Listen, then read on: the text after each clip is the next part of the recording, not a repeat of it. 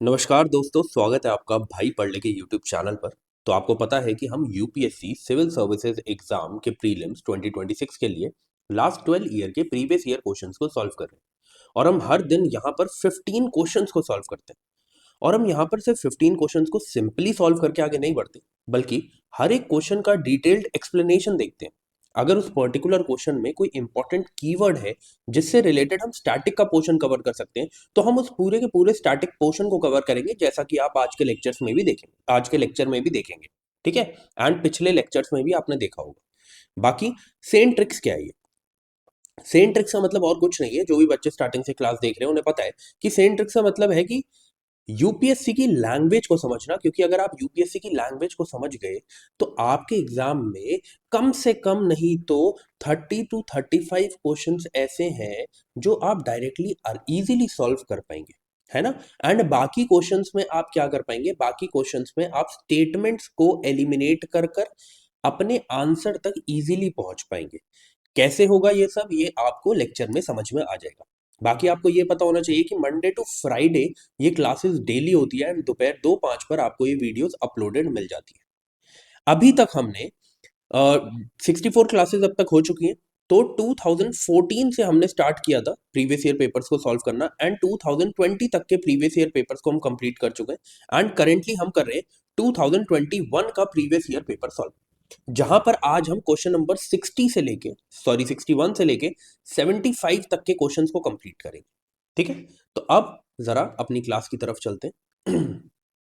देखिए, अगर मेरी स्पीड किसी को स्लो लगे तो आपको कुछ नहीं करना, वीडियो की स्पीड को 1.25 या 1.5 पे कर लेना। ठीक है। आप लोगों का टाइम भी वेस्ट नहीं होगा, बिकॉज टाइम बहुत इंपॉर्टेंट है। प्लस किसी ने अगर स्टार्टिंग का पोर्शन स्किप कर दिया तो मैं उसको फिर से बता देता हूँ कि 2021 का प्रीवियस ईयर पेपर अभी हम सॉल्व कर रहे हैं, एंड आज हम क्वेश्चन नंबर 61 से 75 तक सॉल्व करेंगे। ठीक है। एक और बात, बस ये लास्ट बात है कि आपको क्या करना है। आज हम 15 क्वेश्चन सॉल्व कर रहे हैं, डेली हम 15 क्वेश्चन सॉल्व करते हैं। तो जैसे कल की क्लास में आप लोगों ने मुझे बताया था कि 15 में से आपके कितने क्वेश्चंस ठीक हुए, वैसे ही आप आज की क्लास में ही मुझे कमेंट सेक्शन में जरूर बताएंगे, कमेंट करके, कि आपके कितने क्वेश्चंस ठीक हुए हैं 15 में से, है ना। कल मैंने बहुतों के देखे कि किसी के 8 ठीक हुए थे, किसी के 9 ठीक हुए थे, एक के 12 भी ठीक हुए थे, है ना।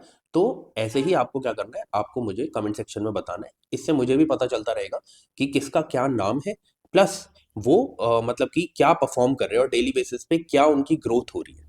ओके। अब देखिए जरा, ये जो क्वेश्चन है, ठीक है, ये है सवानाह से रिलेटेड, है ना। आपको पता है डिफरेंट टाइप के एनवायरनमेंट है, उसमें से सवाना भी एक है। अब सवाना के बारे में यहाँ पे क्वेश्चन बोला गया है, ठीक है, और ये बोला गया है the vegetation of savanna consist of grassland with scattered small trees. ये तो चलो हमें पता है कि यहाँ पे हमें कम ट्रीज देखने को मिलते हैं। थोड़े यहाँ पे हमें क्या देखने को मिलता है कि ड्राई होता है यहाँ पे सब कुछ, है ना। तो ट्रीज जो होते हैं वो क्या होते हैं, छोटे होते हैं, स्कैटर्ड होते हैं, कम होते हैं। But extensive area have no trees, है ना, मैंने बोला बहुत कम होते हैं। The forest development in such area is generally kept in check by one or more or a combination of some conditions। ये बोला गया है कि यहाँ पर जो फॉरेस्ट की डेवलपमेंट है, जैसे कि हमने देखा कि ट्रीज ज्यादा नहीं होते और जो होते भी हैं वो स्मॉल होते हैं। ठीक है। तो यहाँ पर फॉरेस्ट डेवलपमेंट के लिए वो कौन सी कंडीशंस है जो चेक करनी पड़ेगी, वो कौन सी कंडीशंस है जो ध्यान में रखनी पड़ेंगी, जिसकी वजह से फॉरेस्ट इतना ही डिप्लीट ना हो जाए कि वो डिफॉरेस्टेशन या फिर हम बोले कि डेजर्टिफिकेशन की तरफ चला जाए, है ना। तो उन्हीं कंडीशंस की यहाँ पे बात करी गई है। अब आपको 10 सेकंड्स दूंगा, मैंने आपको क्वेश्चन समझा दिया, आपको बस ऑप्शंस देखने, मार्क करने, फिर मैं आपको बताता हूँ राइट एक्सप्लेनेशन क्या है और राइट आंसर क्या है। ठीक है, चलिए 10 सेकंड्स है आपके पास।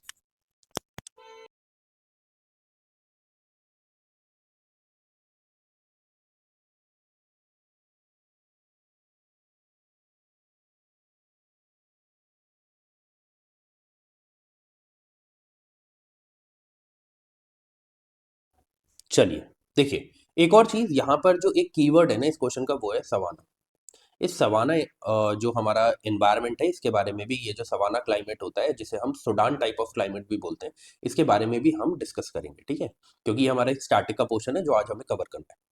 अब देखिए जरा, होता क्या है, बहुत सारे ऑप्शंस दिए मैंने, बहुत सारे स्टेटमेंट्स दिए। यहाँ पे ऑप्शन मैं देखूंगा अगर, तो मुझे एक चीज दिख रही है कि मैक्स टू मैक्स 5 यहाँ पर आपको स्टेटमेंट दी गई है। 5 में से या तो 2 गलत होंगे मैक्स टू मैक्स, या तो 3 गलत होंगे, क्योंकि यहाँ पे दिया है कि 3 सही है या तो 2 ऑप्शन सही है। अब आप क्या करो, आपको अगर पहले के बारे में नहीं पता है कि बोरोइंग एनिमल्स एंड टर्माइट्स का क्या फायदा रहेगा फॉरेस्ट डेवलपमेंट में, ये हमें नहीं पता तो चलो छोड़ दो। पर हमें पता है कि फायर मींस फॉरेस्ट फायर को तो कंट्रोल करना पड़ेगा, ये तो हर जगह होता है ना। फॉरेस्ट फायर को कंट्रोल अगर हम करेंगे तो फॉरेस्ट डेवलपमेंट में हेल्प ही करेगा, तो मुझे पता है ये तो होना ही चाहिए। फिर ग्रेजिंग हर्बीवोर्स। अब होता क्या है देखो, मैंने आपको क्या बोला, यहाँ पे स्मॉल ट्रीज होते हैं और आपको पता है यहाँ पे हर्बीवोर्स बहुत ज्यादा है। हर्बीवोर्स जैसे आपको जीब्रा देखने को मिलेंगे, एलिफेंट्स देखने को मिलेंगे, है ना। अगर हमने जो ग्रेजिंग हर्बीवोर्स है इनको चेक नहीं किया तो बिल्कुल फॉरेस्ट डेवलपमेंट में हमें अड़चन देखने को मिल सकती है।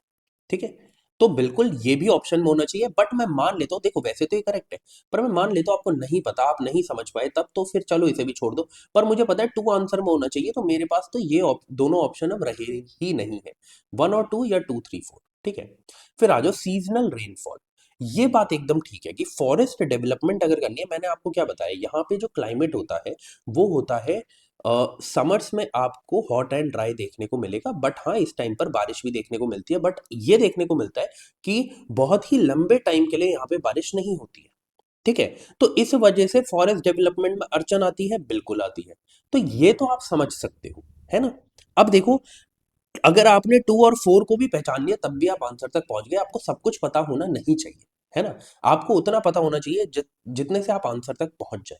अब देखो, बिल्कुल ये जो बरो बनाते हैं, जो एनिमल्स बरो बनाते हैं, जो टर्माइट्स बरो बनाते हैं, ये बिल्कुल कहीं ना कहीं फॉरेस्ट डेवलपमेंट में मतलब कि साथ देते हैं। बट यहाँ पर क्या बोला था कि वो कॉम्बिनेशन हमें चेक करने हैं, वो कंडीशंस हमें देखनी है जो प्राइमरी हो।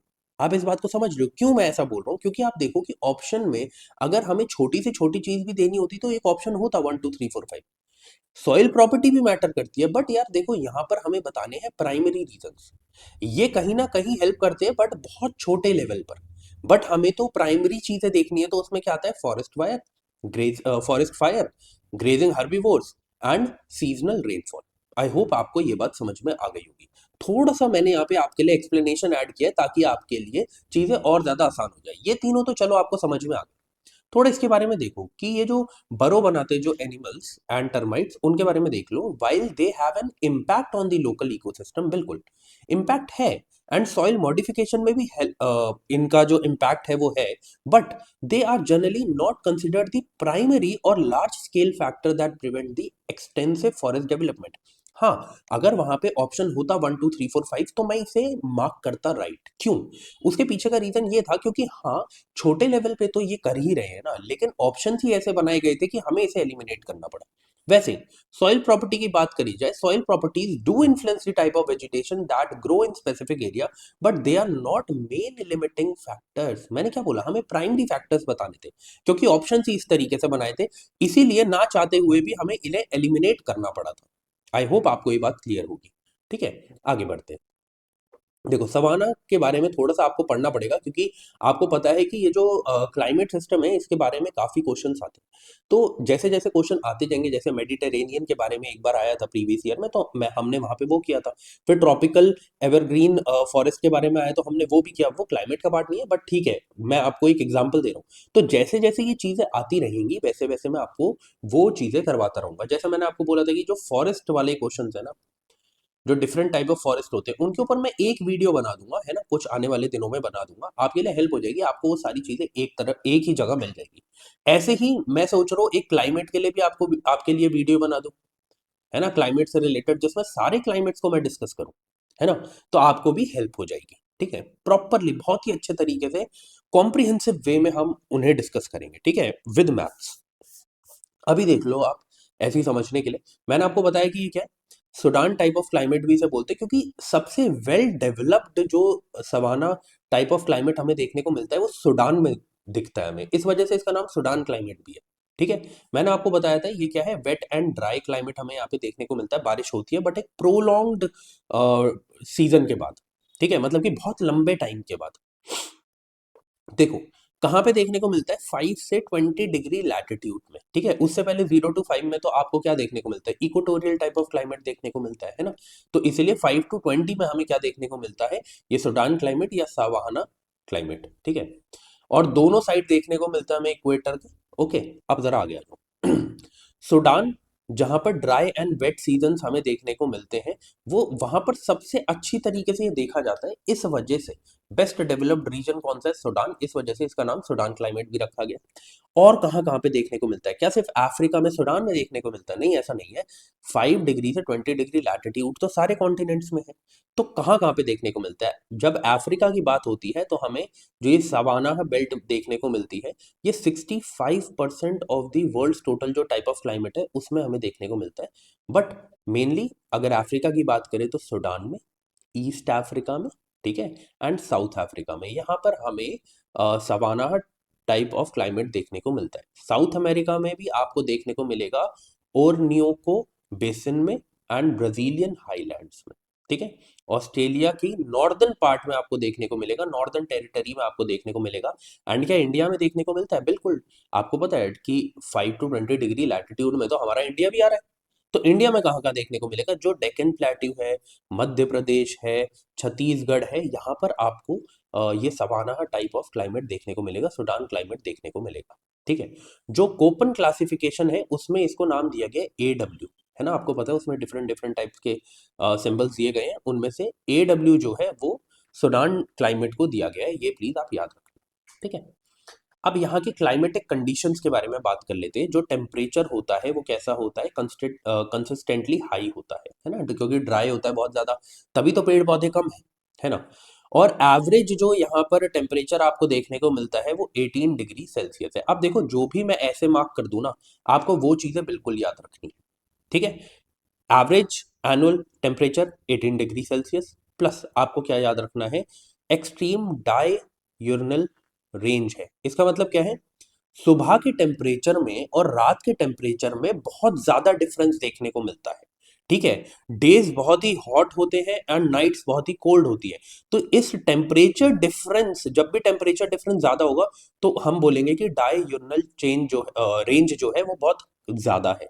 जब भी हम देखेंगे कि डे का और नाइट का जो टेम्परेचर है वो उनके बीच का डिफरेंस कम है, तो उसे हम क्या बोलेंगे कि डाययूर्नल रेंज जो है वो कम है। फिर यहाँ पे हमें दो सीजन्स देखने को मिलते हैं। कौन कौन से सीजन्स है? एक तो हॉट प्लस वेट समर, मतलब कि गर्मी भी है समर में प्लस वेट भी है, मींस यहाँ पर इसी टाइम पर क्या देखने को मिलती है? हमें बारिश देखने को मिलती है। प्लस विंटर स्कूल तो है बट ड्राई है, इस टाइम पर कोई भी सीजनल रेनफॉल नहीं देखने को मिलती है। रेनफॉल कितनी होती है? 80 से 160 सेंटीमीटर्स की रेनफॉल हमें देखने को मिलती है। ओके। फिर उसके बाद ट्रेड विंड से इन्फ्लुएंस होते हैं ऑब्वियसली यार, 5 डिग्री से 20 डिग्री के बीच में। कल भी मैंने आपको एक क्वेश्चन करवाया था, उसमें हमने देखा था कि किस तरीके से ट्रेड विंड्स चलती हैं, है ना। नॉर्थ ईस्ट डायरेक्शन से इस डायरेक्शन में आती है ना, इस तरीके से मूव करती है नॉर्दर्न हेमिस्फेयर में, और साउदर्न हेमिस्फेयर में इस तरीके से मूव करती है ना। ये कल भी हमने देखा था। चलिए आगे चलते हैं। उसके बाद बस ये लास्ट पेज है, ठीक है, क्योंकि कुछ इंपॉर्टेंट चीजें हैं जो हमें पता ही होनी चाहिए। अगर वो नहीं पता होगी तो फिर किसी भी टॉपिक को ऐसे ही करके आगे बढ़ने का कोई फायदा नहीं है। आपको कोई फायदा नहीं होने वाला प्रीवियस ईयर पढ़ के अगर आप इस तरीके से नहीं पढ़ते तो, ठीक है। हमें यहाँ पे टॉल ग्रासेस देखने को मिलती है, शॉर्ट ट्रीज देखने को मिलते हैं, ठीक है। और यहीं पर एलिफेंट ग्रास जो है वो हमें देखने को मिलती है। Tall grass, elephant grass, please याद रखना। यहाँ पर हमें क्या देखने को मिलता है? पार्कलैंड सवाना, जिसे हम क्या बोलते हैं, जहां पर डेसिडस ट्रीज देखने को मिल रहे हैं वहां पर। यहाँ पर जो हमें ट्रीज के ट्रंक है वो काफी ब्रॉड देखने को मिलते हैं। क्यों? क्योंकि पानी कम है तो ट्री को अपने लिए क्या करना है? पानी जमा करना है, तो इस वजह से यहाँ पे ब्रॉड ट्रंक्स देखने को मिलते हैं जिसमें वाटर स्टोरेज होती है। एक एग्जाम्पल यहाँ के ट्री का क्या है? बेओबाब। प्लीज याद रखना, बहुत इंपॉर्टेंट है, डायरेक्टली पूछा जा सकता है बेओबाब कौन से टाइप ऑफ क्लाइमेट में देखने को मिलता है, ठीक है। ट्रीज यहाँ पे शेड करते हैं लीव्स इन ड्राई सीजन, ठीक है। रूट्स जो है वो कैसी है? डीप है, लॉन्ग टैप रूट है। क्यों? ऑब्वियसली क्योंकि पानी की कमी है तो ग्राउंड रूट से ग्राउंड वाटर उठाना है रूट्स की हेल्प से, तो इस वजह से यहाँ पर जो आपको रूट्स देखने को मिलेगी ट्रीज की वो डीप होंगी और लॉन्ग टैप रूट्स होंगी, ठीक है। फिर उसके बाद ये किसके बीच का ट्रांजिशन है? 5 to 20, मीन्स की 5 डिग्री से 20 डिग्री, मतलब 5 से पहले क्या है, एवरग्रीन फॉरेस्ट, समझे इस चीज को। उसके बाद क्या है कि desert savanna gives way to thorny shrubs, मतलब कि आपको ये बीच में देखने को मिलेगा। एवरग्रीन के बाद ये स्टार्ट होता है और उसके बाद टेम्परेट क्लाइमेट आता है, तो इनके बीच का क्या है ये, इनके बीच का आपको यहाँ पर ये ट्रांजिशन देखने को मिलेगा। प्लस यहाँ पे लिखा नहीं है बट मैं आपको वैसे बता रहा हूँ। बिग गेम कंट्री की बात करें, ठीक है, तो इस एरिया को जहां पर हमें सूडान क्लाइमेट देखने को मिलता है, उसे हम बिग गेम कंट्री भी बोलते हैं। क्यों? क्योंकि यहाँ पे हर्बीवोर्स ज्यादा है और आपको पता है तो उनके प्रेडेटर भी ज्यादा है, ठीक है। तो जिराफ, जीब्रा, एलिफेंट, एंटीलोप देखने को मिलते हैं, तो उनके प्रेडेटर लायन, हाइना, लेपर्ड भी देखने को मिलते हैं, इसीलिए इसे बिग गेम कंट्री का नाम भी दिया गया है, ठीक है। एग्रीकल्चर आप देख सकते हो, ठीक है, पैस्टरलिज्म देख सकते हो, चैलेंजेस देख सकते हो, ये आप पढ़ सकते हो। जो इंपॉर्टेंट चीजें थी वो मैंने आपको बता दी है ठीक है, ये भी आप पढ़ लेना, ठीक है, इतना इंपॉर्टेंट नहीं है। बट फिर भी मैंने सारी चीजें इसलिए ऐड करी है क्योंकि कई बार क्वेश्चंस बन जाते हैं, तो इस वजह से आपका ये, मेरा ये राइट है और मेरा ये कर्तव्य भी है कि आप तक सब कुछ पहुंचाऊं। ओके, अब नेक्स्ट क्वेश्चन पे चलते हैं। अब देखिए, with reference to water on planet earth consider the following statements. अब ये क्वेश्चन प्योर किस पे बेस्ड है, प्योर ये नॉलेज पे बेस्ड है, इस पे आप कुछ नहीं कर सकते, ठीक है, इस पे ना कोई ट्रिक लगेगी ना कुछ, प्योर नॉलेज बेस्ड क्वेश्चन है, ठीक है। और जो लोग कहते हैं कि जब भी कंपैरिजन का क्वेश्चन आता है वो गलत ही होता है, यार ऐसा हर बार ठीक नहीं होता है। तो प्लीज यहाँ पर भी आप देखेंगे कि एक स्टेटमेंट सही है, एक स्टेटमेंट गलत है। जैसे कि आप देखो, पहले the amount of water in river and lakes is more than amount of ground water, ऐसा नहीं है। रिवर एंड लेक्स में जो पानी ऊपर आपको दिख रहा है ना, रिवर एंड लेक्स में, वो काफी कम है, वो काफी कम है ग्राउंड वाटर से। उल्टा एकदम करेक्ट है, ठीक है, मोर नहीं है, ये लेस है। मैं अभी आपको पूरा डेटा दे दूंगा, ठीक है, कि किस में सबसे ज्यादा पानी देखने को मिलता है, ओशंस में सबसे ज्यादा पानी देखने को मिलता है। फिर आइस कैप्स में एंड ग्लेशियर में जो अमाउंट है ग्राउंड वाटर का वो ज्यादा है। तो यहाँ पर इन्होंने दो स्टेटमेंट दी, दोनों स्टेटमेंट्स में कंपैरिजन किया, जिसमें से एक स्टेटमेंट इन्होंने गलत दे दी और एक स्टेटमेंट सही दे दी। इस चीज को अपने दिमाग में रखना, ओके, कि दो स्टेटमेंट्स दिए कंपैरिजन वाली साथ में, उनमें से एक को ठीक कर दिया, एक को गलत कर दिया। बट मैं ये नहीं बोलूंगा हमेशा ऐसा होगा, क्यों नहीं बोलूंगा मैं ये, क्योंकि प्रीवियस ईयर पेपर्स में हमने ये भी देखा था कि जब दो कंपैरिजन के क्वेश्चन दे रखे हैं उसमें दोनों ही गलत कर रखे हैं। तो कोई ऐसी ट्रिक नहीं बनानी अपने दिमाग में जो कि हर पेपर में वर्क ना करती हो, क्या पता यहाँ पे ऐसे कर दिया अगले साल बदल दें। इसलिए ट्रिक्स, लैंग्वेज वही समझनी है जो हर पेपर में रिपीट होती हो। मैं आपको ये गलत ट्रिक्स भी समझा रहा हूँ, गलत ट्रिक्स पे फॉल करने के लिए रोक रहा हूँ। क्यों? क्योंकि कुछ लोग यूट्यूब पे पेपर से पहले आकर बहुत कुछ बता के चले जाते हैं, बट सारी चीजें उनमें सही नहीं होती है। इसीलिए मेरा काम है, जो रेगुलरली मुझसे जुड़े हुए लोग हैं उनको मैं सच्चाई का रास्ता दिखाऊं और फालतू की ट्रिक्स पर विश्वास करने से रोकूं। ओके, आगे बढ़ते हैं। यहाँ पर देखो कि आपको अब याद होना चाहिए, ये क्वेश्चन ऐसा नहीं है कि फिर से रिपीट ना हो। ऐसा क्वेश्चन रिपीट हो सकता है, बट क्या करेंगे कि रिवर एंड स्ट्रीम की जगह एटमॉस्फेयर डाल देंगे, ग्राउंड वाटर की जगह फ्रेश वाटर डाल देंगे, और आइस कैप्स की जगह ओशन डाल देंगे, ग्राउंड वाटर की जगह सॉइल में मॉइस्चर डाल देंगे, कुछ भी ऐसे चेंज कर देंगे। तो आपको याद रखना है, सबसे कम पानी जो है वो पानी है जो हमें आसपास दिखता है, मतलब रिवर एंड स्ट्रीम्स में, ठीक है। जो ऊपर हमें देखने को मिल रहा है उसमें सबसे कम पानी देखने को मिलता है। उससे ज्यादा पानी किसमें हमें देखने को मिलता है? एटमॉस्फेयर में, जो कि विजिबल ही नहीं है। उससे ज्यादा वाटर हमें कहाँ देखने को मिलता है? लेक्स में, समझ रहे हो? रिवर्स एंड स्ट्रीम्स में कम पानी है फ्रेश वाटर लेक से। इस बात को याद रखना, कंफ्यूजन यही होती है। एक चीज अपने दिमाग में बैठा लो, सबसे कम पानी है रिवर एंड स्ट्रीम्स में, सबसे ज्यादा पानी है ओशन में। सबसे पहले तो ये याद रखो, सबसे कम पानी रिवर एंड स्ट्रीम्स में, सबसे ज्यादा पानी ओशन में।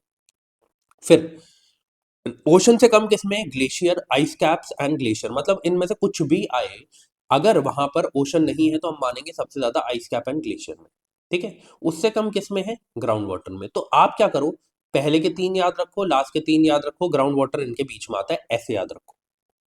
सॉरी, सॉइल मॉइस्चर इनके बीच में आता है, ऐसे याद रखो। टॉप थ्री कौन से? रिवर स्ट्रीम से ज्यादा किसमें? एटमॉस्फेयर में। एटमॉस्फेयर से ज्यादा फ्रेश वाटर लेक में। सबसे नीचे आ जाओ फिर, ओशन से कम किसमें है? आइस कैप्स में। उससे कम किसमें है? ग्राउंड वाटर में। इनके बीच में क्या है? Soil moisture. ऐसे याद किया जाता है, ओके। आगे बढ़ते हैं। देखिए यहाँ पे मोरिंगा, मोरिंगा काफी फेमस हो गया था जब से पीएम मोदी ने मोरिंगा का नाम लिया था कि वो इसे कंज्यूम करते हैं, ठीक है। अब क्वेश्चन यहाँ पे आया था, अब इसको मैं थोड़ा सा लैंग्वेज से समझकर इस क्वेश्चन को सॉल्व कर सकता हूँ। कैसे करूंगा मैं आपको अभी बताता हूँ। 10 सेकंड से आपके पास सारी स्टेटमेंट्स पढ़ लो, ऑप्शन मार्क कर लो, फिर मैं आपको बताता हूँ क्या सही है क्या गलत है। चलिए।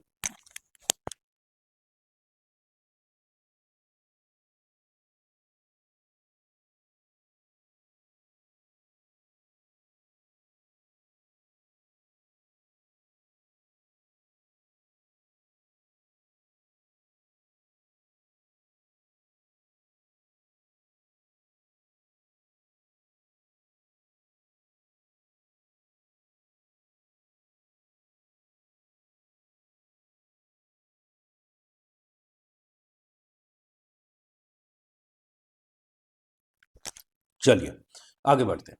एक चीज बता देता हूँ और उससे पहले तीन चीजें आपको याद रखनी है कि एंशंट हिस्ट्री जो है वो कंप्लीट हो चुकी है। ठीक है, आपको प्लेलिस्ट मिल जाएगी, उसमें हमने क्या कवर किया है, एनसीईआरटी कवर की है। ये बस मैं उन नए बच्चों के लिए बता रहा हूँ। ठीक है, इसमें हमने एनसीईआरटी कवर करी है, आप प्लेलिस्ट में जाके देख सकते हो। ठीक है। सेकंड चीज, करंट अफेयर का सेशन जो है मैं जल्दी इसे अपलोड करूंगा। एक्चुअली हो क्या रहा है मैं आपको रीज़न बता देता हूँ, मैंने अभी तक अपलोड क्यों नहीं किया है। रीज़न बीइंग, आपको पता है कि लैपटॉप में मैंने आपको बताया था कुछ प्रॉब्लम आ रही है। अगर मैं एक डेढ़ घंटे से ज़्यादा का सेशन ले रहा हूँ तो थोड़ा सा हैंग हो रहा है, जो मैं चाहता नहीं हूँ।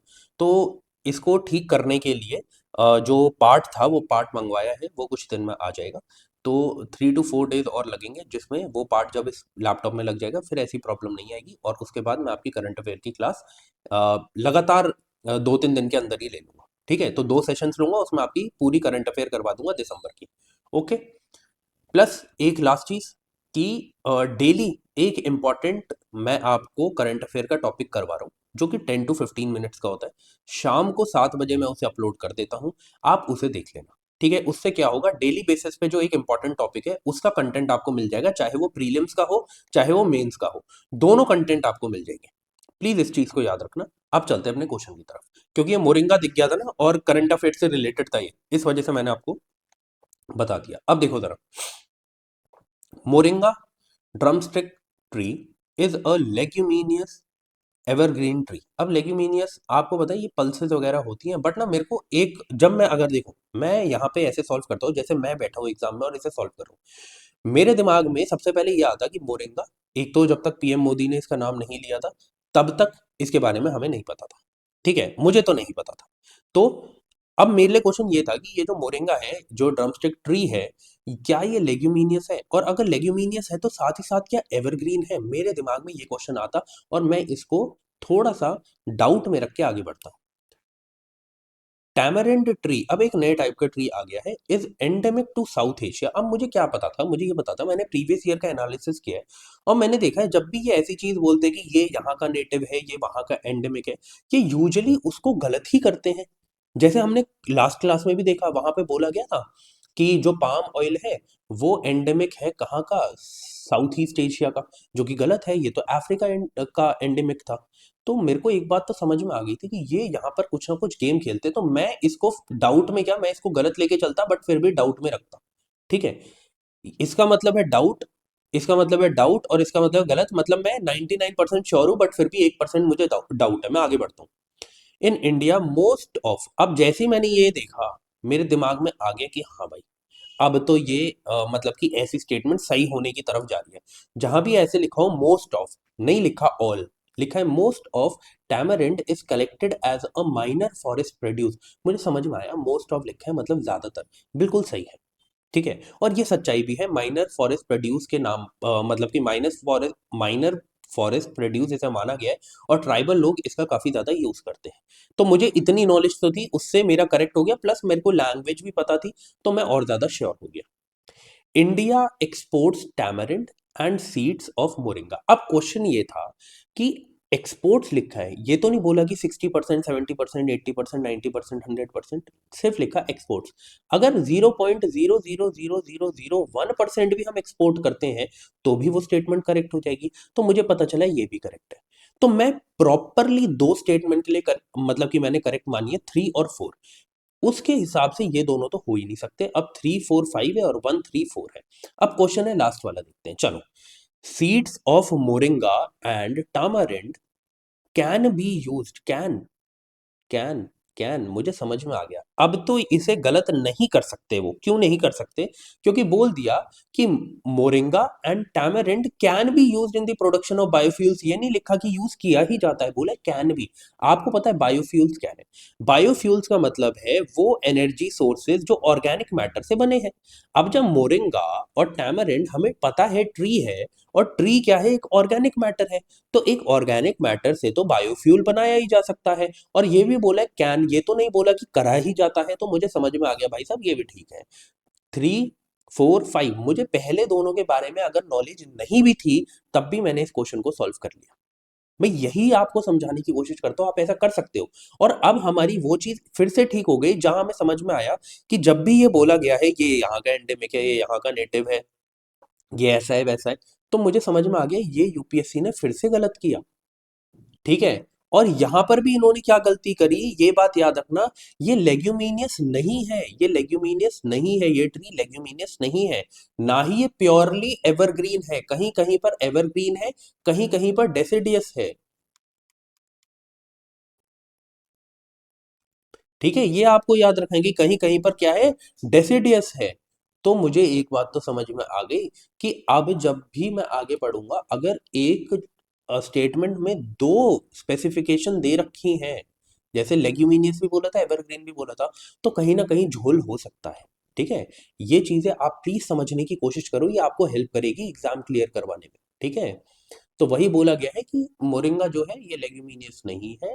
ठीक है, ये किसी और फैमिली को बिलोंग करता है, और लेग्यूमिनियस जो है वो किसी और फैमिली को बिलोंग करती है। ठीक है, प्लस आपको एवरग्रीन देखने को मिल सकता है, बट ज्यादातर जो है वो हमें डेसिडियस भी देखने को मिलता है। प्लस ये साउथ एशिया के एंडेमिक नहीं है। ठीक है, ये एंडेमिक कहाँ के हैं? अफ्रीका के। प्लीज याद रखना, ट्रॉपिकल अफ्रीका, मैं जो मार्क कर रहा हूं उसको प्लीज याद रखना। अब क्वेश्चन आगे आके ये आ सकता है कि टैमरिंड ट्री अफ्रीका के नेटिव है, वहां का इंडिजीनियस प्लांट है, इंडिजीनियस ट्री है। तो आपको अब ये याद रखना है कि ऐसी स्टेटमेंट आएगी तो सही होगा। क्यों? क्योंकि अब प्रीवियस ईयर में हमें एक उन्होंने इशारा दे दिया है कि इसके बारे में एटलीस्ट आपको पता होना चाहिए, टैमरिंड ट्री के बारे में। तो अब आप क्या करेंगे, मोरिंगा एंड टैमरिंड के बारे में प्लीज थोड़ा थोड़ा पढ़ लेंगे, रीड अबाउट दीज ट्रीज। क्योंकि आगे आने वाले सालों में हो सकता है वो ये पूछ ले, क्योंकि उन्होंने इसे इंट्रोड्यूस कर दिया है प्रीवियस ईयर में। ठीक है, आगे बढ़ते हैं। अब देखिए the black cotton soil of India has been formed due to weathering of. यार इससे सिंपल, इससे लल्लू पंजू क्वेश्चन नहीं पूछा जा सकता। आपको पता है ब्लैक सॉइल है, और ब्लैक कॉटन सॉइल के बारे में बात करेंगे। ऐसा क्यों बोला है? क्योंकि ये वो ब्लैक सॉइल है जहाँ पे कॉटन उगाया जाता है, इसलिए ब्लैक कॉटन सॉइल बोल दी। ठीक है, आपको पता है ये जो ब्लैक सॉइल है जो हमें देखने को मिलती है, ऑब्वियसली कौन सी टाइप की सॉइल है भाई? ये वॉल्केनिक रॉक है। जो वॉल्केनिक इग्नियस वॉल्केनिक रॉक है उसमें वेदरिंग हुई और ये ब्लैक कॉटन सॉइल बन गई, इतना सिंपल था ये।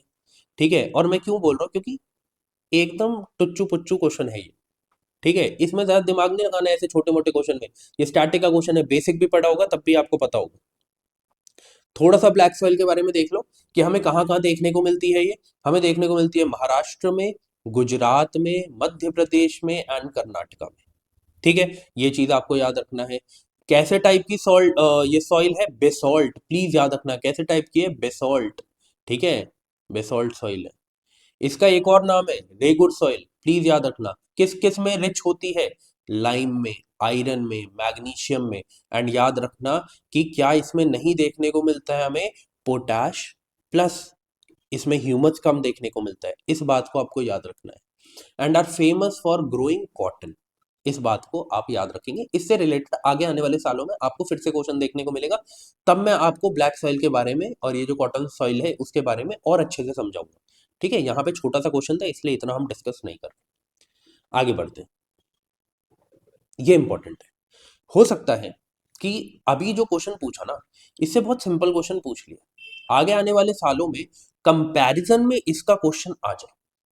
ठीक है, तो इसीलिए हम क्या करेंगे, ये एज अ कीवर्ड इसे समझकर हम इसके बारे में थोड़ा पढ़ लेंगे कि ये रिकॉम्बिनेंट वेक्टर वैक्सीन होती क्या है।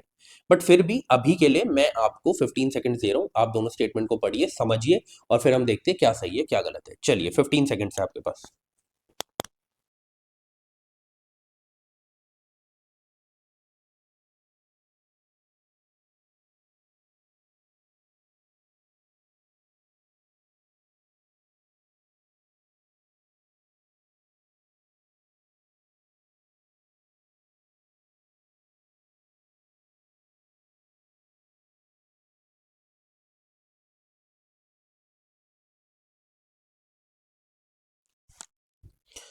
चलिए, अगर आपने रिकॉम्बिनेंट वेक्टर वैक्सीन्स के बारे में पढ़ा होगा, देखो मैं इसे नॉलेज से करवाऊंगा और फिर मैं इसे ट्रिक से करवाऊंगा। पहले मैं आपको ट्रिक बताता हूँ। देखो, जेनेटिक इंजीनियरिंग इज अप्लाइड, है ना। ये नहीं बोला इज ऑलवेज अप्लाइड या 60% 70% अप्लाई करी जाती है, बस लिखा है अप्लाइड। देखो कितनी सिंपल स्टेटमेंट है। सिंपल स्टेटमेंट को आप कभी गलत मत मानना, ठीक है, चाहे आपको उसके बारे में नॉलेज हो या ना हो। बोले genetic engineering is applied in development of these vaccine. ये भी नहीं बोला इस पर्टिकुलर वैक्सीन के बारे में या उस पर्टिकुलर वैक्सीन के बारे में, ये भी नहीं बोला। तो ये ऐसी सिंपल स्टेटमेंट्स करेक्ट होती हैं। तो याद रखना, ये रिकॉम्बिनेंट वेक्टर वैक्सीन में बिल्कुल जेनेटिक इंजीनियरिंग यूज करी जाती है, ठीक है। अभी इसके बारे में जब हम इंफॉर्मेशन पढ़ेंगे तो मैं आपको पूरा अच्छी तरीके से समझा दूंगा। अब देखो जरा, अब ना इसमें मुझे थोड़ा कंफ्यूजन होता, बट फिर भी मैं इसे सही क्यों मानता, देखो मैं आपको बताता हूँ। लिखा गया है bacteria and viruses are used as vectors, ठीक है। अब क्वेश्चन ये था कि आपके दिमाग में, अगर आप उस प्रेशर में होगे, आपके दिमाग में आएगा क्या सिर्फ बैक्टीरिया किए जाते हैं, क्या सिर्फ वायरस किए जाते हैं, क्या इन दोनों में से कोई भी नहीं किए जाते, क्या पता फंगी किया जाता हो। क्वेश्चन ये आता है वहां पे जब हमें नहीं पता होता है, ठीक है। बट मैं एक चीज बोलूंगा, आपने प्रीवियस ईयर पेपर्स को सॉल्व किया तो आपको पता है जब भी स्टेटमेंट ऐसे लिखी जाती है, bacteria and viruses are used as vector, जब भी उन्हें गलत करना होता है ना, वो कॉमा लगाते और आगे बैक्टीरिया या वायरस के बारे में समझा देते, ठीक है। और फिर ये हमें समझ में आता गलत है जब एक्स्ट्रा समझाते हैं। अभी देखो कितना सिंपल है, बस लिख दिया है कि आर यूज्ड एज वेक्टर्स, ये भी नहीं बोला आर दी ओनली वंस जो एज अ वेक्टर यूज किए जाते हैं, ऐसा भी नहीं बोला। क्या सिंपली बोला कि ये दोनों किए जाते हैं, हाँ और भी किए जाते होंगे बट ये दोनों किए जाते हैं। तो इसीलिए मैं इसे करेक्ट मानता, क्योंकि मुझे ऐसा दिख रहा था कि इन्होंने कुछ एक्स्ट्रा नहीं एक्सप्लेन किया, बहुत सिंपल रखा है स्टेटमेंट को। ये चीजें प्लीज आप समझने की कोशिश करिए।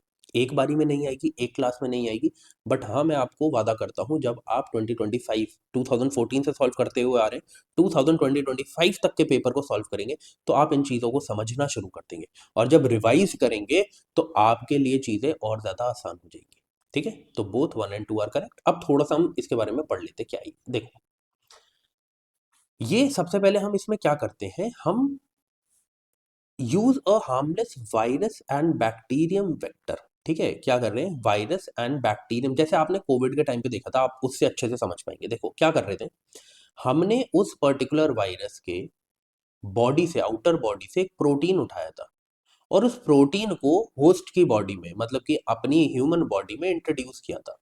अब वो क्योंकि इतना हार्मफुल नहीं है, इतना स्ट्रांग नहीं है कि वो क्या करे, वो हमारी बॉडी को हार्म करे, तो इस वजह से हमें ज्यादा कुछ असर नहीं पड़ता था, बट वो हमारी बॉडी में एक अच्छी चीज कर देता था।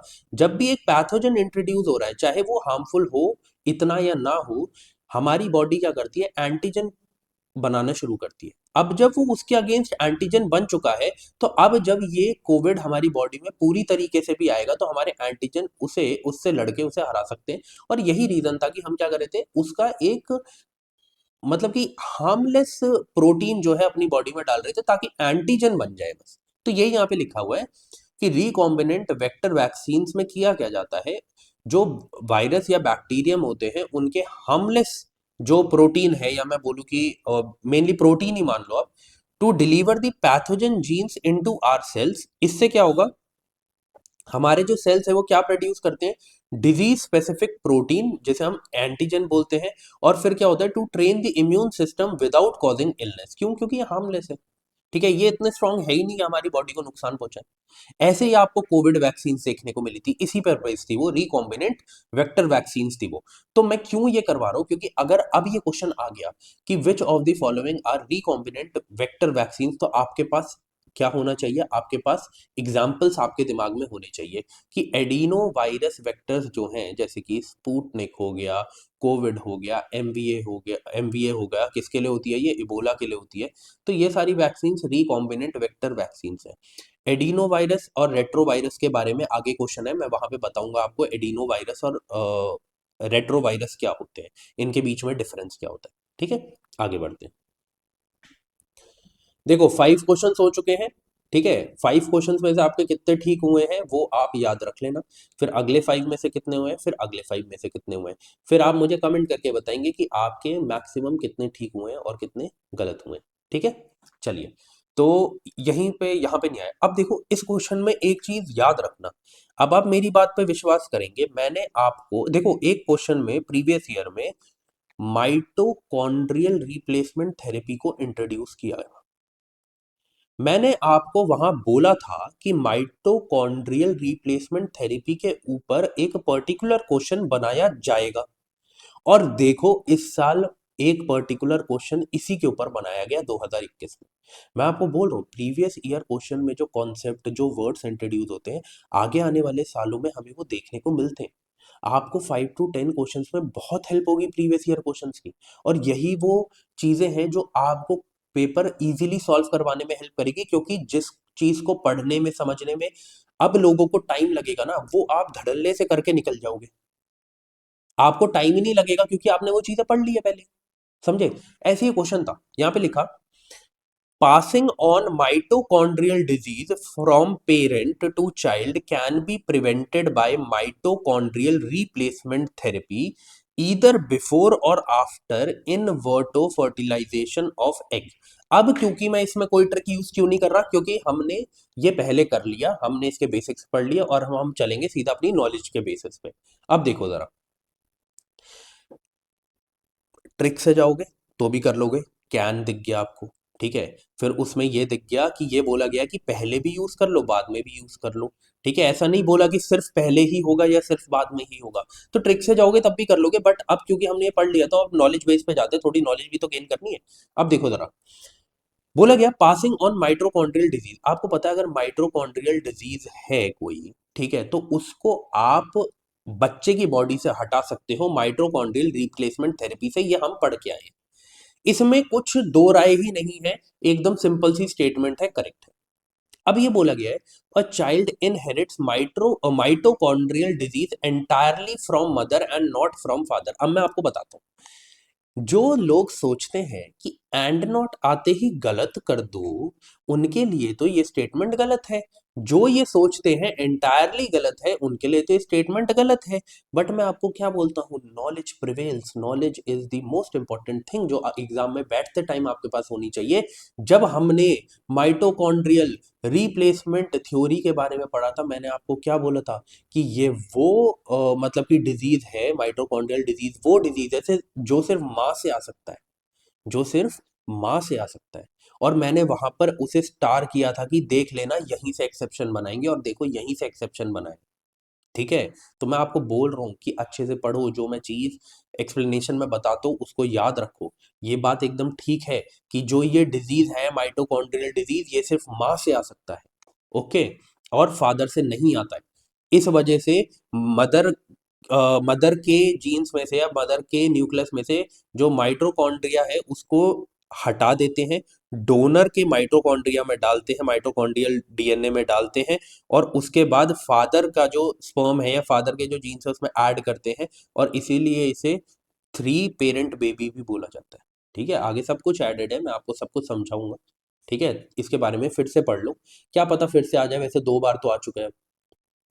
देखो, ये क्या है, एक स्पेशलाइज्ड आईवीएफ मेथड है ना, ये एक स्पेशलाइज्ड आईवीएफ मेथड है जिसमें माइटोकॉन्ड्रिया का यूज किया जाता है।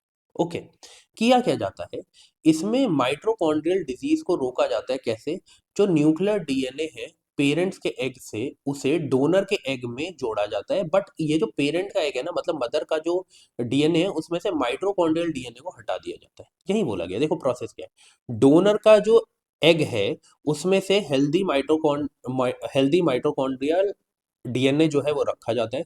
मदर के एग में से जो फॉल्टी एम्प्टी डीएनए, एम्प्टी का मतलब है माइटोकॉन्ड्रियल, ठीक है, एम्प्टी डीएनए है उसे निकाल दिया जाता है। ठीक है, जो फॉल्टी एम्प्टी डीएनए है उसको निकाल दिया जाता है, और फिर क्या किया जाता है, जो मदर का न्यूक्लियर डीएनए है, ठीक है, उसको ट्रांसफर किया जाता है डोनर के ई न्यूक्लिएटेड का मतलब क्या है, जिसमें से न्यूक्लियस जो है वो रिमूव कर दिया है। इन दोनों को जब जोड़ा जाता है, ठीक है, with parents DNA and donor का एम्प्टी डीएनए, मतलब जिसमें माइटोकॉन्ड्रियल डीएनए है, उसको फादर के स्पर्म के साथ फर्टिलाइज किया जाता है। ठीक है, और उसके बाद हमें एक बेबी देखने को मिलता है जिसमें 99.8% डीएनए उसके रियल पेरेंट्स का होता है, और डोनर का जो डीएनए होता है वो सिर्फ 0.1 से 0.2% का होता है। ठीक है, ये चीज आपको याद रखनी है। इसे थ्री पेरेंट बेबी भी बोला जाता है। ओके, तो अब अगर याद आए ना, कहीं पर बोल दिया जाए थ्री पेरेंट बेबी में कौन सी टेक्निक यूज होती है, तो प्लीज याद रखना कौन सी टेक्निक यूज होती है, ये वाली टेक्निक यूज होती है। वो क्वेश्चन कहीं से भी घुमा के पूछ सकते हैं। ठीक है, फिर ये सब आप पढ़ सकते हैं कि दो टाइप की टेक्निक होती है, एक होती है एमएसटी, एक होती है पीएनटी। एमएसटी में क्या होता है कि जो न्यूक्लियर डीएनए वो फर्टिलाइजेशन से पहले ट्रांसफर किया जाता है, और पीएनटी में, प्रो न्यूक्लियर ट्रांसफर में, जो डीएनए है, जो न्यूक्लियर डीएनए, उसका ट्रांसफर फर्टिलाइजेशन के बाद करा जाता है। ठीक है, फर्टिलाइजेशन का मतलब क्या है कि जाइगोट जब फॉर्म हो जाए, और यहाँ पे जाइगोट जब फॉर्म ना हो उससे पहले, मतलब कि एम्ब्रियो जाइगोट के बीच में आपको डिफरेंस पता होगा, है ना। वो बहुत ज्यादा फिर बायो की तरफ हम चले जाएंगे, उतना हमें नहीं जानना, हमें बस बेसिक जानने होते हैं। एज एन आईएएस ऑफिसर वो आपसे जानते हैं कि वो चाहते हैं कि आपको क्या एक ओवरव्यू पता है हर चीज के बारे में, आपको पीएचडी नहीं करनी किसी में भी। ठीक है, आगे बढ़ते हैं। सिंपल लल्लू पंजू क्वेश्चन।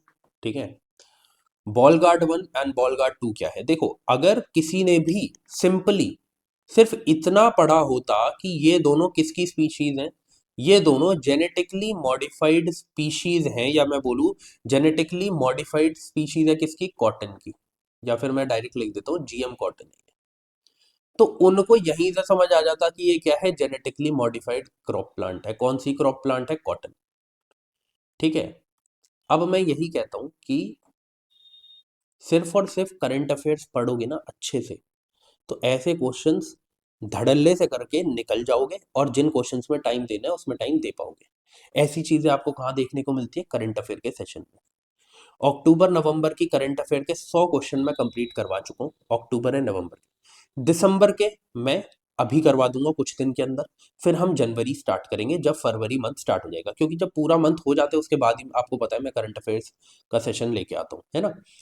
तो इसलिए कह रहा हूं कि कहीं से भी पढ़ रहे हो ना, कहीं से भी आप पढ़ लो, आप 20 दिन ले लो, आप वहां से पढ़ लो। 20 दिन के बाद जब आपकी उस पर्टिकुलर कोचिंग इंस्टीट्यूट की करंट अफेयर्स खत्म हो जाए, तो क्वेश्चंस करने जरा चैनल पे आ जाओ। और जो प्लेलिस्ट में आपको क्वेश्चंस दिख रहे हैं, जो मैं पर मंथ क्वेश्चन 100 क्वेश्चंस करवा रहा हूँ, आप बस उन्हें सॉल्व करो। एटलीस्ट आपको ये देखो, उस बुक में जो कंटेंट दिया है वो तो आपको यहाँ मिल ही जाएगा, क्योंकि मैं हर सोर्स को मतलब कि यूज कर रहा हूँ। ठीक है, हर सोर्स को मैं यूज कर रहा हूँ, मैं कुछ नहीं छोड़ रहा ना, मैं किसी के करंट अफेयर के मतलब कि जो इंपॉर्टेंट टॉपिक्स है उसे छोड़ रहा हूँ, ना मैं गवर्नमेंट साइट्स को छोड़ रहा हूँ, ना मैं जो मतलब कि छोटे छोटे फैक्ट्स हैं उन्हें छोड़ रहा हूँ, मैं करवा तो सब रहा हूँ। तो इस वजह से आप वहां पर आकर जब पढ़ोगे तो आपको कुछ एक्स्ट्रा ही मिलेगा, कम तो नहीं मिलेगा। ठीक है, तो इसका आंसर क्या है, जेनेटिकली मॉडिफाइड क्रॉप प्लांट्स। अब हो सकता है कि आपसे आगे आने वाले सालों में वो ये पूछ ले कि क्लोनल प्रोपोगेशन क्या क्या होती है, कैसे क्रॉप प्लांट्स में करी जाती है। ठीक है, ये पूछ ले कि बायो फर्टिलाइजर्स को यूज करके प्रोडक्शन कैसे करी जाती है। तो कुछ चीजें मैं आपको यहाँ पे समझा देता हूँ। देखो, जैसे ऑप्शन ए में दे रखा है कि clonal propagation of crop plant क्या होता है, तो आपको याद रखना है कि ये एक ऐसा मेथड है जिसमें एसेक्सुअल रिप्रोडक्शन हमें देखने को मिलती है। और इसमें क्या किया जाता है, इसमें जेनेटिकली आइडेंटिकल कॉपीज बनाई जाती है। क्या किया जाता है, जेनेटिकली आइडेंटिकल कॉपीज बनाई जाती है। ठीक है, और ये प्रोपगेशन का मेथड है, ना कि जेनेटिकली मॉडिफिकेशन का। इस वजह से वो ठीक नहीं था, यही लास्ट लाइन में लिखा हुआ है, इसमें जाने की जरूरत नहीं है। फिर production of plant growth hormones, ये तो आपको पता है कि जो हार्मोन्स है उसको कैसे बढ़ाएंगे, आप बाहर से इंजेक्ट करेंगे। ठीक है, क्या क्या इंजेक्ट करते हैं, ऑक्सिन्स को इंजेक्ट करते हैं, गिबेरेलिन्स को इंजेक्ट करते हैं। ठीक है, ये इतना इंपॉर्टेंट नहीं है, आगे बढ़ते हैं। प्रोडक्शन ऑफ बायो फर्टिलाइजर्स, आपको पता है बायो फर्टिलाइजर्स कैसे बनेंगे, ऑर्गेनिक मैटर से बनेंगे, है ना। तो वो भी जेनेटिकली मॉडिफिकेशन का कुछ उससे लेना देना नहीं था, इसलिए आंसर नहीं था। बट इस चीज को प्लीज याद रखना कि ये किस टाइप की रिप्रोडक्शन है, एसेक्सुअल। एसेक्सुअल, जहां पर आपको ये दिख जाए ना प्रोपगेशन, वहां समझ जाना आप एसेक्सुअल रिप्रोडक्शन हो रही है। ठीक है, आगे बढ़ते हैं। अब देखो, ये क्वेश्चन थोड़ा हार्ड था। जो मतलब कि जिनको फिजिक्स का थोड़ा सा ज्ञान कम है, उनके लिए ये क्वेश्चन करना मुश्किल था। ठीक है, no doubt in this, but मैं वही कहूंगा कि 50% से कम कट ऑफ जाती है। और उसके पीछे का रीजन है कि ऐसे क्वेश्चन आते हैं, ऐसे कंफ्यूजिंग क्वेश्चन आते हैं, और जिन्होंने पहले से नहीं पढ़ी हैं चीजें, फिजिक्स वगैरह नहीं था उनके 11th 12th में उनके पास, है ना, या ग्रेजुएशन में, उनके लिए करना थोड़ा मुश्किल हो जाता है। ठीक है, तो 10 सेकेंड दे रहा हूँ, थोड़ा सोच लो, समझ लो, फिर मैं आपको बताता हूँ क्या सही है क्या गलत है।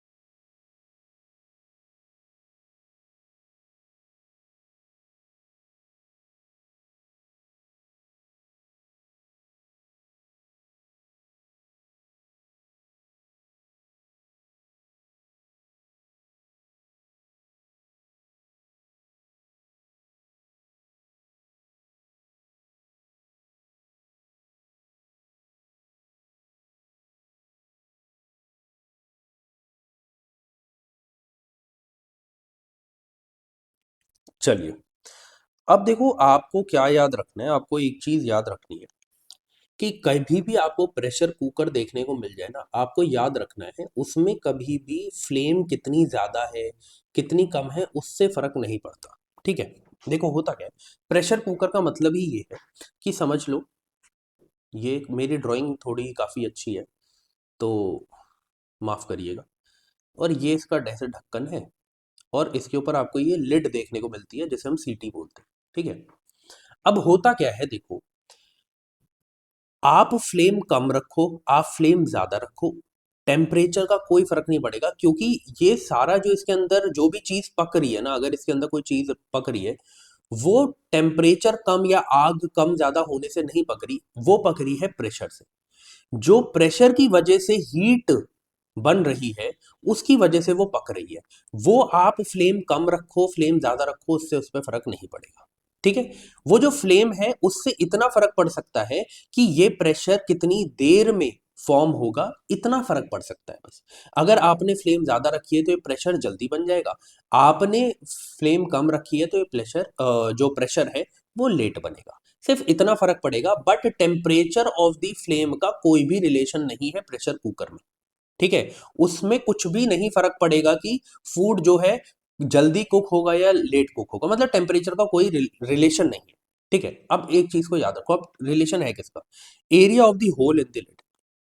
देखो, अगर होल छोटा है इसकी लिड का, जहां से सीटी निकलती है ना, जहां से प्रेशर निकलता है, अगर वो होल छोटा है तो क्या होगा, आपको प्रेशर ज्यादा बनाना पड़ेगा, आपको प्रेशर ज्यादा बनाना पड़ेगा, तब उसमें से जो सीटी है वो निकलेगी।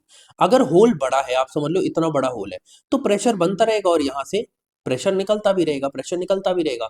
तो हाँ, area of the hole in the lid से फर्क पड़ेगा कि प्रेशर की फूड कितना ज्यादा कुक हो रहा है, क्योंकि वही जो है वही उसी पर डिपेंड करता है कि कितना प्रेशर अंदर रहेगा। ठीक है, तो बिल्कुल this is correct. Weight of the lid, lid का मतलब यही सीटी है। अब एक बात सोचो, अगर इसका वेट ज्यादा है, इसका वेट ज्यादा है, मान लो इसका लिड का, मैं एक मतलब कि ऐसी फिगर ले रहा हूं, मान लो इसका वेट 1 किलो है, तो अब जो इसके अंदर प्रेशर फॉर्म हो रहा है, अगर उसको बाहर निकलना है तो इस लेड को तो उठाना पड़ेगा, तभी वो उस होल से बाहर निकलेगा। तो इस 1 किलो के लेड को उठाने के लिए उसको क्या चाहिए, उसको ज्यादा प्रेशर चाहिए। तो अब इधर प्रेशर ज्यादा फॉर्म करना पड़ेगा, तो इसकी वजह से क्या होगा, फूड ज्यादा कुक होगा। अगर समझ लो ये सिर्फ 2 ग्राम का है, तो आप सोचो कम प्रेशर भी क्या करेगा, इस लिड को उठा देगा और प्रेशर बाहर निकल जाएगा, मतलब अंदर कम प्रेशर फॉर्म होगा। इसका मतलब है कि लिड का वेट कितना है वो भी मैटर करता है कि फूड कितना कुक होगा कितना नहीं होगा। तो बस इस क्वेश्चन में इतना ही कैच था कि प्रेशर कुकर में फ्लेम के टेम्परेचर से कोई फर्क नहीं पड़ता। ठीक है, फ्लेम के टेम्परेचर से कोई फर्क नहीं पड़ता, बस यही कैच था। बट वही बोल रहा हूँ कि अगर किसी ने फिजिक्स अच्छे से पढ़ी है तो ही वो इस क्वेश्चन को सॉल्व कर सकता है, नहीं तो वो 1 2 3 मार्क करके आता, और बहुत सारे बच्चों ने ऐसा किया भी था। ठीक है, तो जो मैंने आपको अभी चीज समझाई है ना, वही यहाँ पे लिखी हुई है, आप इसे पढ़ सकते हैं। मैंने बस आपको डायग्राम की हेल्प से ये सारा जो डेटा है वो इजीली समझा दिया। ओके, आगे बढ़ते हैं। ये क्वेश्चन भी अच्छा था, ये भी वही है कि बायो का बेसिक क्वेश्चन था। अगर बायो नहीं पता किसी को बेसिक से, वायरस के बारे में किसी को नहीं पता तो वो इस क्वेश्चन को नहीं सॉल्व कर सकता। ठीक है, तो मैं इस पर डायरेक्टली आपको आंसर बताता हूँ। देखो क्या है, बोला गया कि इनमें से कौन सी वो यहाँ पे बैक्टीरिया है, फंगी है या वायरस है जिसको आप आर्टिफिशियल या सिंथेटिक मीडियम में कल्चर कर सकते हैं, मतलब बना सकते हैं। अब देखो क्या है, मैं एक चीज बताता हूँ आपको। वायरस एक ऐसी चीज है, वायरस एक ऐसी चीज है जो सिर्फ रेप्लिकेट कर सकता है, can be replicate replicated inside living host. एक एग्जाम्पल के हेल्प से बताता हूं। मान लो कि आप कहीं पर भी बस स्टैंड में खड़े हैं, बस स्टैंड में, ये बस स्टैंड है, ठीक है, यहाँ पे रेलिंग लगी हुई है, आप समझ लो, यहाँ पे रेलिंग लगी होती है ना, साइड से निकलने का रास्ता होता है, ऐसा होता है दिल्ली में तो। अब देखो जरा, होता क्या है, इस रेलिंग में मान लो, इस रेलिंग में मान लो वायरस है, वायरस है। ये जो वायरस यहाँ पड़ा हुआ है ना, ये अभी मरा हुआ है, नॉन लिविंग है। मतलब वायरस की ये खासियत है कि जब तक वो होस्ट की बॉडी के बाहर है तब तक वो नॉन लिविंग है, वो समझ लो मरा हुआ है। लेकिन वही सेम एयर की हेल्प से अगर आपकी बॉडी में चला जाए, या आपने इसे टच किया रेलिंग को और आपके हैंड के थ्रू आपकी बॉडी के अंदर चला जाए, वो एकदम से लिविंग बन जाता है, मतलब वो एकदम से जीवित हो जाता है। तो मतलब वायरस एक ऐसी चीज है जो सिर्फ होस्ट की बॉडी के अंदर जब पहुंचेगा ना, तभी वो रिप्रोड्यूस भी कर सकता है, तभी वो रेप्लिकेट भी कर सकता है, तभी वो जी सकता है। समझे इस चीज को? तो किसी भी आर्टिफिशियल आर्टिफिशियल या सिंथेटिक मीडियम में वो क्या है, वो रेप्लिकेट नहीं करेगा, वो जीवित नहीं रहेगा। आर्टिफिशियल एंड सिंथेटिक मीडियम में भी वो कैसा रहेगा, वो मरा हुआ ही रहेगा। बट बैक्टीरिया एंड फंगी के अंदर ऐसा नहीं है। बैक्टीरिया एंड फंगी को आप कल्चर कर सकते हैं, कहां पर, आर्टिफिशियल एंड सिंथेटिक मीडियम में भी। तो इसमें कैच यही था कि अगर किसी को वायरस के बारे में बेसिक्स नहीं पता है तो उसके लिए मुश्किल हो जाता है इस चीज को समझना। ठीक है, तो यहां पर क्या है, यहां पर 1 और 2 जो है वो करेक्ट है। थोड़ा सा फिर से लैपटॉप, इसीलिए मैं कह रहा हूँ कि मैं वो करंट अफेयर का जो सेशन है ना, वो इसलिए नहीं ले रहा, आपको पता है वो 2.5-3 घंटे का जाता है। एंड क्या होता है कि अगर ये अटकता है ना, तो फिर मुझे समझाने में, और क्या पता वीडियो अटक जाए, वॉइस खराब हो जाए। इस वजह से मैं क्या करता हूँ, मैं अभी सेशन नहीं ले रहा, बस मुझे 4 से 5 दिन दो, मैं आपका सेशन ले लूंगा और आपको बहुत अच्छे से करंट अफेयर्स करवाऊंगा दिसंबर की। ठीक है, अब देखिए जरा, थोड़ा आगे चलते हैं। यहाँ पे वायरस के बारे में मैंने थोड़ा लिखा हुआ है, जो मैंने आपको बता दिया है ना समझा के, एग्जाम्पल की हेल्प से, वो ही यहाँ पे लिखा हुआ है कि आप इसे कल्चर नहीं कर सकते लिविंग, नॉन लिविंग, आर्टिफिशियल और सिंथेटिक मीडियम मीडियम में। अगर आपको आर्टिफिशियल मीडियम में इसको ग्रो करवाना ही है ना, तो आपको क्या करना पड़ेगा, एक लिविंग होस्ट की तरह उस आर्टिफिशियल मीडियम को बनाना पड़ेगा। ठीक है, जिसे जिसको क्या बोलते हैं, एम्ब्रियोनेटेड एग्स या फिर सेल कल्चर। उसमें आप वायरस को बना सकते हैं, बट वही बात है कि वो भी लिविंग होस्ट की तरह ही काम करते हैं, और जब वो लिविंग होस्ट की तरह काम कर रहा है तो वो आर्टिफिशियल और सिंथेटिक नहीं हो सकता। तो इस वजह से वायरस वाला ऑप्शन जो है वो गलत था। आगे बढ़ते हैं। ओके, अब मैंने बोला था ना एडिनो वायरस एंड रेट्रोवायरस के बारे में एक क्वेश्चन आएगा, तो ये वही क्वेश्चन है। आपके पास है 15 सेकेंड्स, थोड़ा सोच लो, समझ लो, फिर मैं आपको बताता हूँ क्या सही है क्या गलत है। चलिए।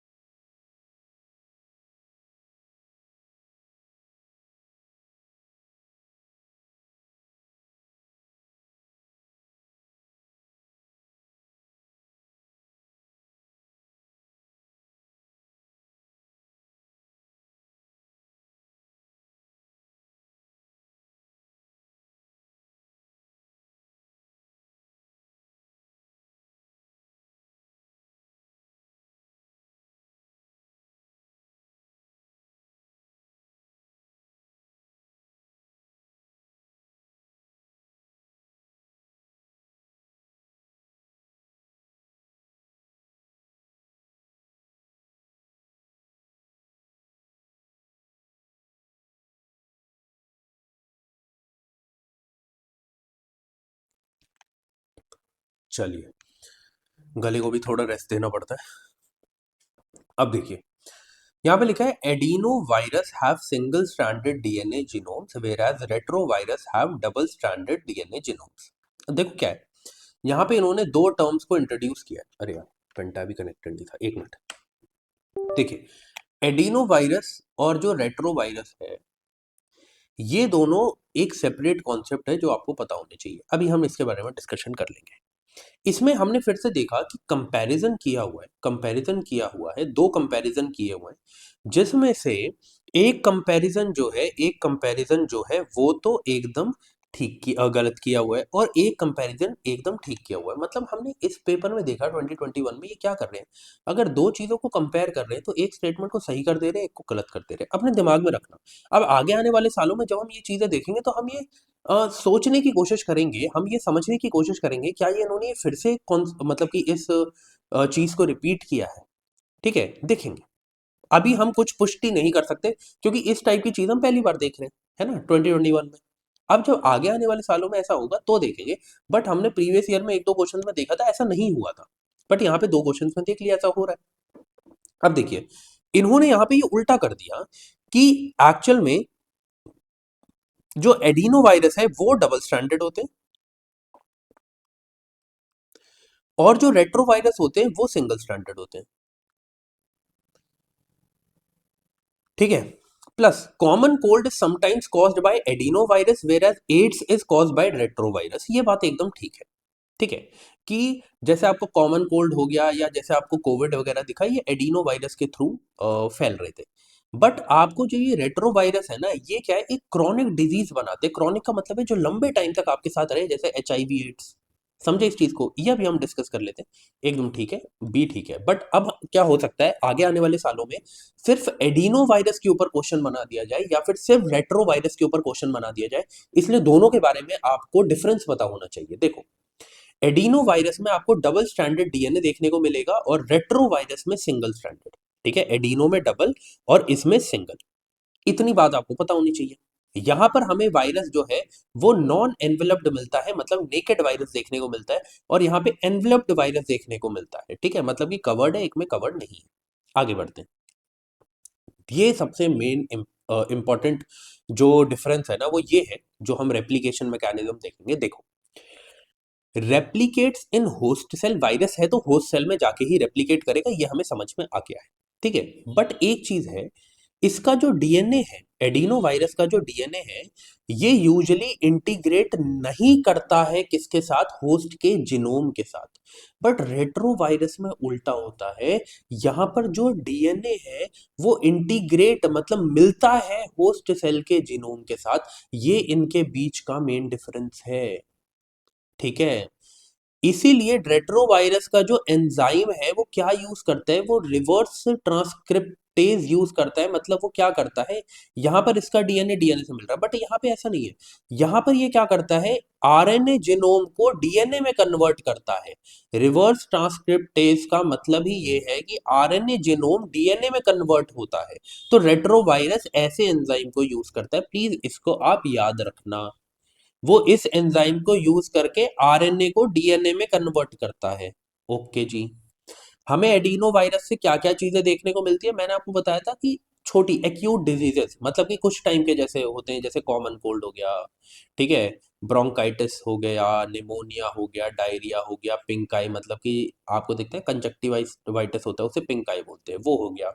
ठीक है, रेट्रोवायरस क्रॉनिक डिजीज करते हैं जो लंबे टाइम के लिए साथ में रहते हैं, जैसे कि एड्स हो गया, कैंसर हो गए। ठीक है, ये चीज आपको याद रखना है। जो चीज आपके जिनोम के साथ ही इंटीग्रेट कर जाएगी, जो आपके जिनोम के साथ डीएनए के साथ ही इंटीग्रेट कर जाएगी, आप इस बात को समझिए, वो तो आपको क्रॉनिक डिजीज देके ही जाएगी ना। ठीक है, अब वेक्टर की बात करें तो एडिनो वायरस के लिए हम कैसी वैक्सीन यूज करते हैं, एस्ट्राजेनिका, कोविड-19 जो ऑक्सफोर्ड की है। ठीक है, ये सारी चीजें, क्योंकि ये डीएनए के साथ, सॉरी, जो जीनोम के साथ है वो इंटीग्रेट नहीं करती, इस वजह से। बट रेट्रो वायरस के लिए हम क्या यूज करते हैं, जीन थेरेपी। ठीक है, क्या यूज करते हैं, जीन थेरेपी। जीन थेरेपी करने की जरूरत क्यों है, क्योंकि ये आपके जीनोम के साथ जाके जुड़ जा रहा है ना, वहां पे इंटीग्रेट हो जा रहा है। इस वजह से हमें यहाँ पे जीन थेरेपी करने की जरूरत है। आगे बढ़ते हैं। बहुत सिंपल क्वेश्चन है।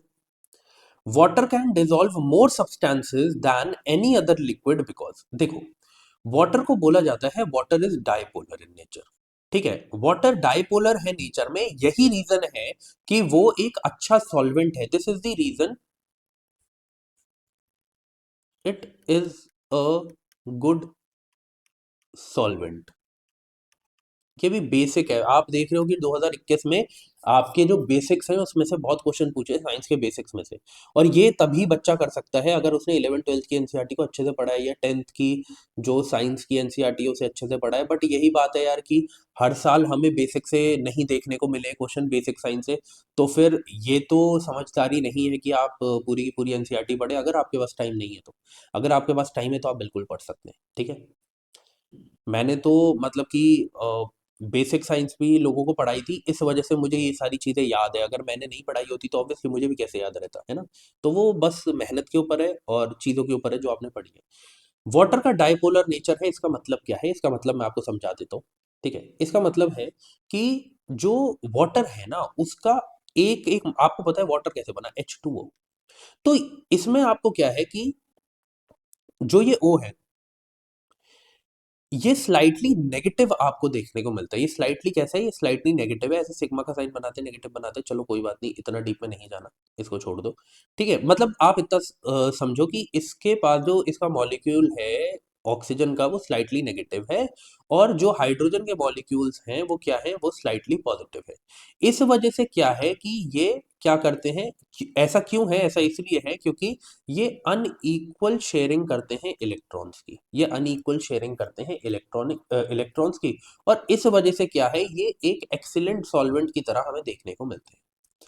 बहुत ज्यादा समझ में ना आया हो तो बस इतना समझ लो कि इसका डाइपोलर का मतलब है दो अलग अलग टाइप के पोल हैं इसके पास, ठीक है।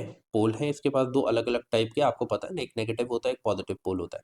तो इसके बाद दो अलग अलग टाइप के पोल है, इस वजह से ये एक एक्सीलेंट सॉल्वेंट है। और वाटर एक डाइपोलर, वाटर जो है वो डाइपोलर प्रॉपर्टी रखता है। बस ये दो स्टेटमेंट्स आप याद रखो और अपनी लाइफ में आगे बढ़ो, ठीक है। बहुत ज़्यादा हमें बेसिक साइंस नहीं पढ़नी है क्योंकि क्वेश्चन बहुत कम आते हैं वहां से, मतलब कि इनपुट आउटपुट रेशियो बहुत कम है।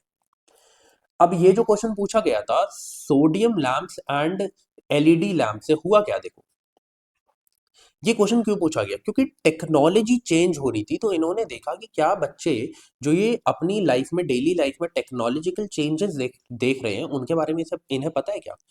सोडियम लैंप्स कौन से लैंप्स है, आपने देखा ना पहले जो रोड होती थी उसमें आपको येलो लाइट्स देखने को मिलती थी। कैसी लाइट्स देखने को मिलती थी? Yellow lights. जो यहाँ पे लैंप लगे हुए थे होते थे रोड्स पे, जो मेन रोड होती थी उसमें आपको देखने को मिलता था कि सोडियम बल्ब होते थे, सोडियम बल्ब। तो वो कैसी लाइट फेंकते थे? वो फेंकते थे येलो ऑरेंज लाइट, येलो या ऑरेंज लाइट।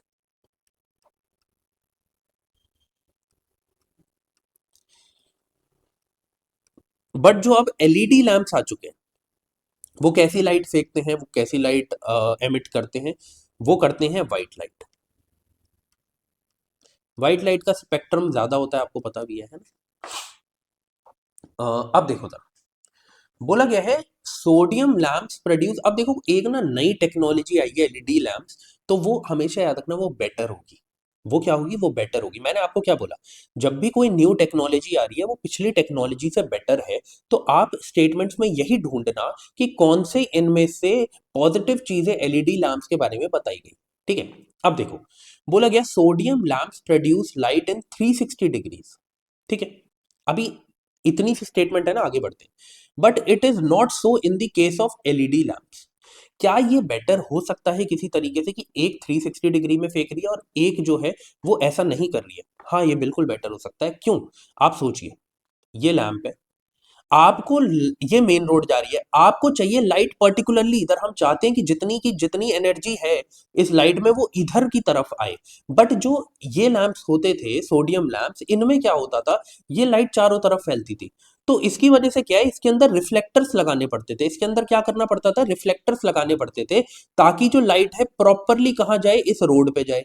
फिर से अटकने लग गया भाई साहब, ठीक है। मुझे लगता है आज क्लास भी लंबी खिंच गई है ना इस वजह से, कोई बात नहीं, 3 4 दिन में ये प्रॉब्लम सॉल्व हो जाएगी जैसे ही मुझे थोड़ा टाइम मिलेगा, है ना। और वह जब पार्ट आ जाएगा तो ये आपको क्या देखने को मिल रहा है, इधर आपको देखने को मिल रहा है कि एलईडी लाइट्स एक ही जगह जो है वो क्या फेंकती है, लाइट फेंकती है। और जो ये सोडियम लैंप से ये 360 डिग्री में फेंकते हैं, इस वजह से क्या है, यहाँ पे रिफ्लेक्टर यूज करने पड़ते हैं, तो ऑब्वियसली जो न्यू टेक्नोलॉजी है वो बेटर हो गई, क्योंकि ये 360 डिग्रीज में ना फेंक के जहां पर हमें चाहिए वहां पे जा रही है लाइट। बिल्कुल, ये स्टेटमेंट जो है वो एकदम सही है। As street lights, sodium lamps have longer life span than LED lamps. मैंने क्या बोला, नई टेक्नोलॉजी हमेशा बेटर होगी। तो एलईडी लैंप्स क्योंकि एक नई टेक्नोलॉजी है, तो ऑब्वियसली उनका लाइफ स्पैन जो है वो ज्यादा है, बल्कि सोडियम लैंप्स का जो लाइफ स्पैन है वो कम है, तो ये गलत हो गया। The spectrum of visible light from sodium lamps is almost monochromatic. बिल्कुल एक ही टाइप की लाइट देखने को मिलती है, येलो ऑरेंज टाइप की।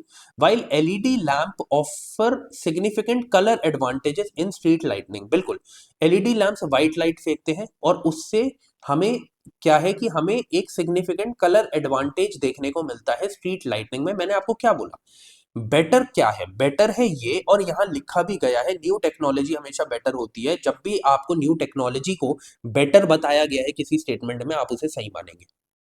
यहां पे ऐसा नहीं किया गया था, इसलिए हमने इसे गलत माना। ऊपर हमें समझ नहीं आया, पर मैंने आपको अब समझा दिया कि वो 360 वाला क्यों बेकार है और एलईडी लैंप्स जो एक जगह ही लाइट रिफ्लेक्ट करते हैं वो क्यों बेटर है। ठीक है, तो 1 और 3 जो है वो करेक्ट है और ये गलत है। बाकी एक्सप्लेनेशन के लिए कि आप बाद में पढ़े, क्या पता आपको मेरी बात याद रहे ना रहे, तो उसके लिए मैंने आपके लिए यहाँ पे एक्सप्लेनेशन ऐड कर दिया है। जो मैंने आपको पीछे बताया है बोल के, मैंने वही यहाँ पर लिख के ऐड किया है। ठीक है, आगे बढ़ते हैं। Okay, S 2 current affairs very important, इसलिए बोल रहा हूँ करंट अफेयर के सेशन ले लो। अभी बोल सकता हूँ जब तक आपका एग्जाम नहीं हो रहा है, जब एग्जाम हो जाएगा उसके बाद बोल नहीं पाऊंगा। ठीक है, तो इसीलिए अभी बोल रहा हूं तो समझ जाओ, अभी बोल रहा हूं मान जाओ, ले लो उन क्लासेस को, कर लो उन क्लासेस को, आपको ही फायदा होने वाला है। ठीक है, एस 2 की बात करो। एस 2 अगर आपको पता होता है इसकी फुल फॉर्म क्या है, तो आपके लिए इजी हो जाता है इसको समझना। इसकी जो फुल फॉर्म है एस 2 की वो क्या है, एन जियो टेंसिन कन्वर्टिंग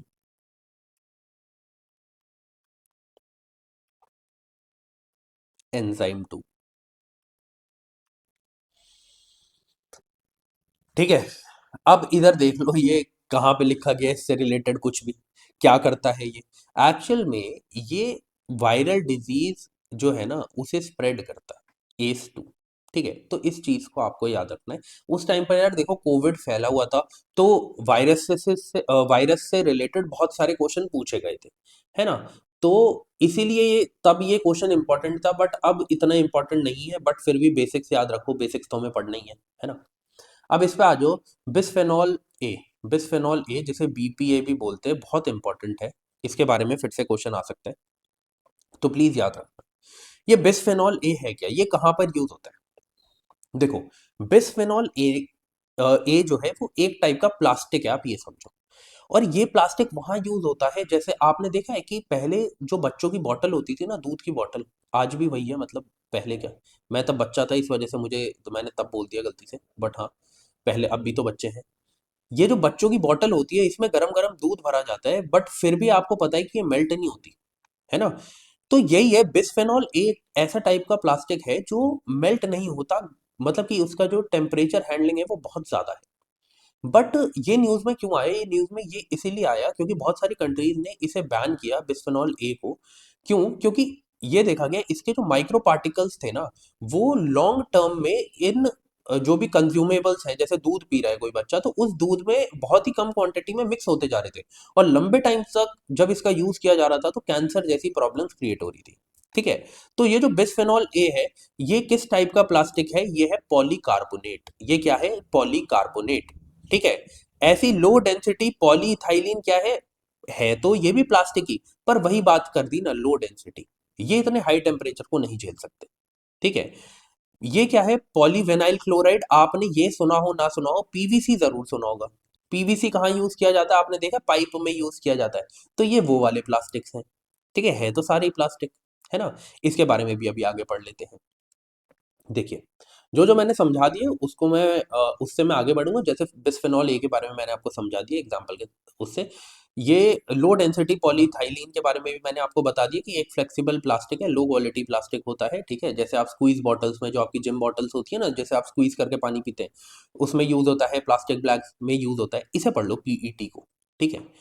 पीईटी जो है ये कहाँ पे यूज होता है, ये बेवरेज बॉटल्स में यूज होता है। बेवरेज बॉटल जैसे आप कोक वगैरह पीते हैं ना, उसमें यूज होता है, फूड कंटेनर्स में यूज होता है।